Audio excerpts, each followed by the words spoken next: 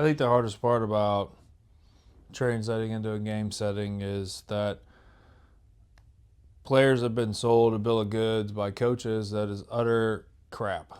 And it sets them up for failure because they themselves don't know how to get there. They don't know how to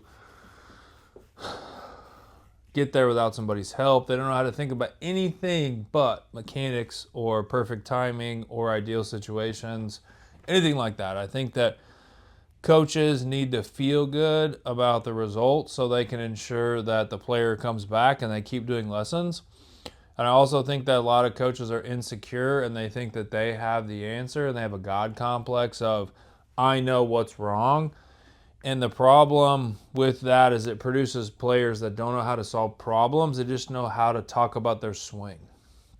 And realistically, like, mechanics don't mean shit if they don't produce. Your training, what you put in, doesn't mean shit if it doesn't show up.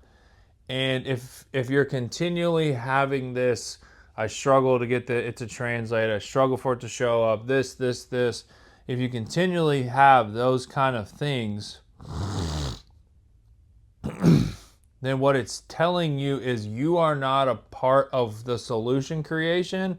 And so therefore, like, you can't actually do anything about it when it matters because you don't know how to think.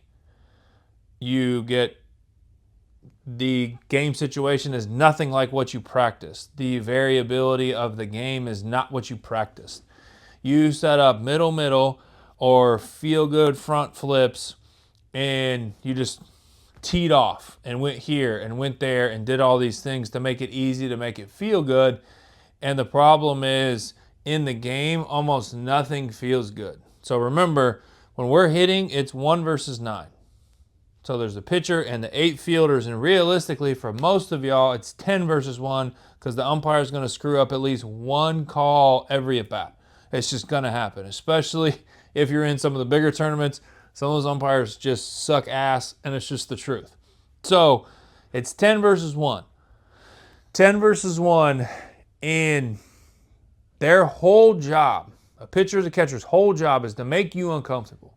It's to take you out of what you do well, to make you think this and throw it the other place. Then the fielder's job is to lay out and make a diving play so they can get the applause from everybody else and get the feel good stuff from everybody else. So everybody's job is to screw you. Everybody's job is to take opportunities away from you, take hits away from you. That's their freaking job. But you're training with feel good beeps and feel good flips to just go through the motions and say, hey, I got my swings in. Or you don't know enough about yourself to then be able to say, understand, this is how we put together this answer. This is how we put together this solution. So I'll give you an example. So to be fair, this kid that I'm talking about had just turned 15 when this kid had just turned 15 with the story I'm about to go over to. So not a Power 5 guy, not a pro guy, not just a 35-year-old. He's 15. So we're going back and forth in the cage, talking about some movement stuff, talking about how he's processing all this stuff. Nothing's working. Everything I know, I'm throwing at this cat, trying to get him to have a breakthrough, trying to all these things. And we're going and we're going and we're going. He's saying stuff, I'm saying stuff, and nothing's working. So he takes 2 or 3 and they're dog shit. And so he looks at me and he goes, hey Cam, I need some no-think reps. Because it's so clouded up there, I can't even tell you what I need to work on because it's so clouded. So I need these no-think reps right here to get back to center. And I can actually tell you what's going on, and then we can kind of figure it out. I said, bet, do it. Left him alone, walked away. After that round, I went back up to him and said, hey, how'd you feel? I didn't even see the results. I said, hey, how'd you feel? Man, I'm good. I really don't even think I needed to work on any of that stuff. I think it was absolute trash, and I think I was pushing for something that didn't need to be there. My swing feels great. My mental feels great. All I did was cloud it up by trying to find more. And I looked at him, I was like, bro, you have no idea how awesome and how big of a freaking deal that is right there. And the whole rest of the day, he was in control. He was putting the ball in the bat where he wanted to. He was able to focus, and it was a fantastic day. And that's what y'all have to be able to get to. That guy, me and that guy did a bunch of mental work and a bunch of talking about how to process and how to go through this and how to do this and this is how we formulate. This is how we do this. This is how we do this. So he was at a point where he really understood, this is how I think best. This is how I operate best. This is how I perform best. And until you know how you perform best, not feel good, or how you hit the ball the best, how do you perform? Performing is completely different than having a nice, pretty swing and getting a couple hits. Performing is doing it at the level that you expect when the cards are stacked against you. When it's 9 versus 1, you got a shitty umpire behind you, and the wind's blowing in, and they know, and you're 0 for your last 8. That's performance. Knowing how I put that together, knowing how I stay positive, knowing how I stay confident, knowing what I believe about myself. That's how we perform. Because what happens is when we know those things, we keep this thing in the brain called the conscious brain quiet. Okay, so there are 3 kind of main parts of the brain, big picture. Conscious, subconscious, non-conscious. Conscious is 5% of the brain. Subconscious is a bridge. Non-conscious is 95% of the brain. So what happens is you have a big loop. Everything comes in through the conscious brain. It goes through the bridge, which is the subconscious, which is where emotions are, feelings are, fear is, all that stuff. It's regulated there. It sends it to the back, so the back of the brain can learn it and put it on the desktop and put it in a file in the desktop. And so what happens when our conscious brain freaks out, it never makes it back to the back of the brain, and the back of the brain, that's 95%. The powerful part doesn't get to operate. It doesn't get to happen. And so we are in turn operating at 5% of our capacity and then getting pissed at ourselves. So we have to find ways to keep our conscious brain quiet.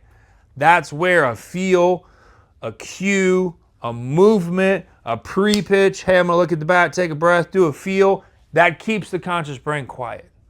And what that does is it moves and it paves the way for the big part of the brain to produce.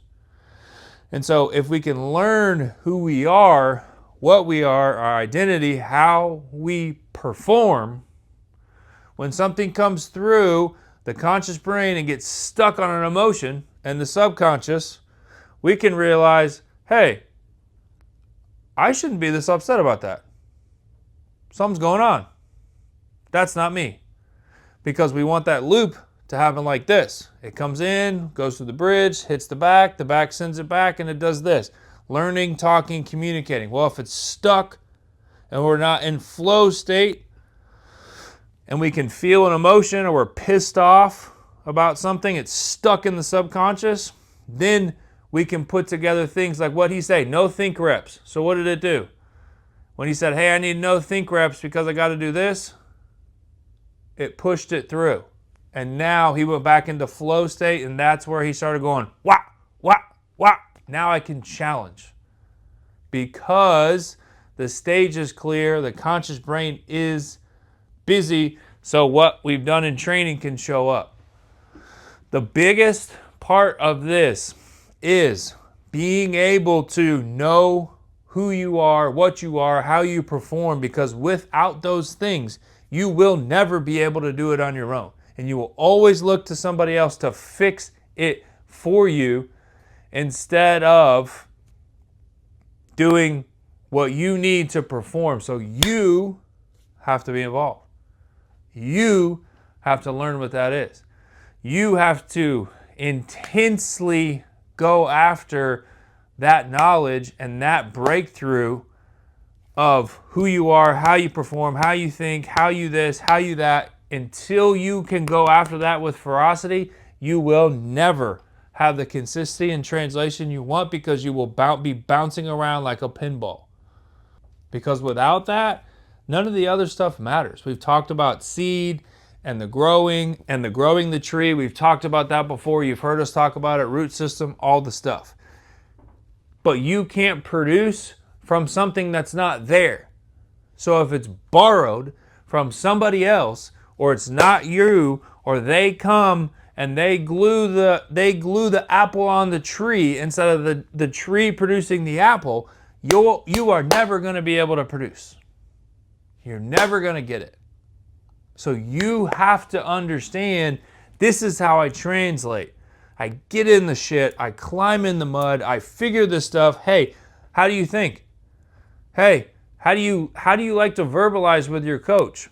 Hey, when your coach says something to you, do you take it to heart immediately, or do you kind of filter it?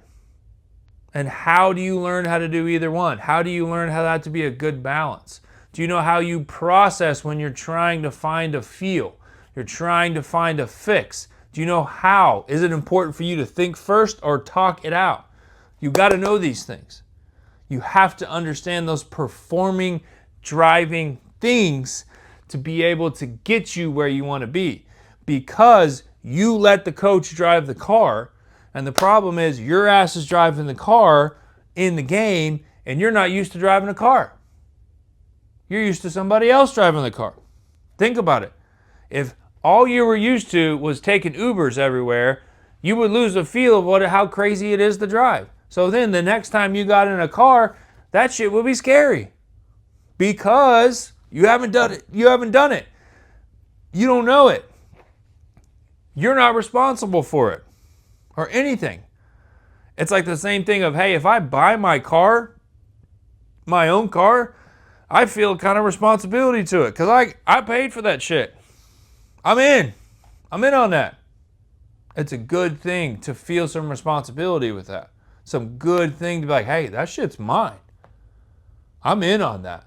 So it's very important for us and you to be able to figure that out, because then you can diagnose. If you know how you think, if you know how you perform, if you know the brain things that put you in the best spot for success, then you could go back in the game and say, hey, where did that not happen? Okay, it happened here, here, and here.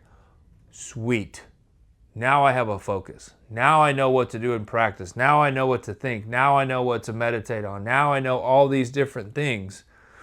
And if I know that, my practice becomes better because my solution creation is better. And now I am building the bridge between training and game. And if you know how to build the bridge, you know how to fix it, you know how to redo it, and you know how to walk past that bridge and go to the next one.